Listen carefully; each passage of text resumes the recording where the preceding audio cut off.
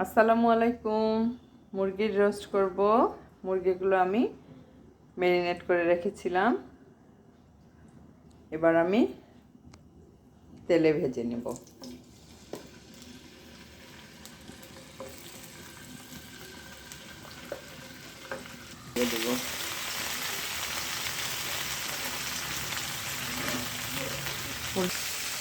মুরগির মাংসগুলো উঠিয়ে নেব।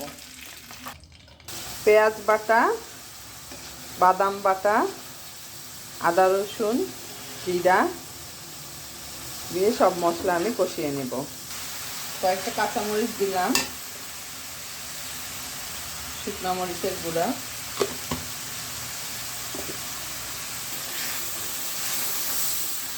মশলাগুলো আমি ভালোভাবে কষিয়ে নিয়ে সামান্য চিনি দিয়ে দিলাম,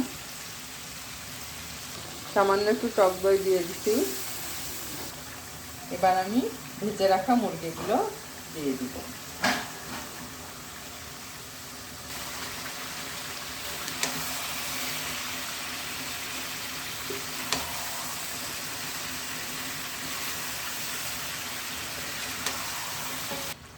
মুরগির মাংসগুলো আমি ঢেকে দিব।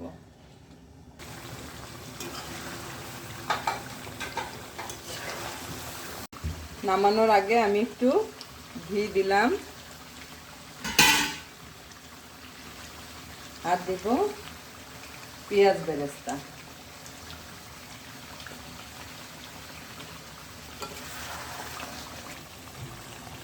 হয়ে গেল আমার মুরগির রোস্ট রান্না করা।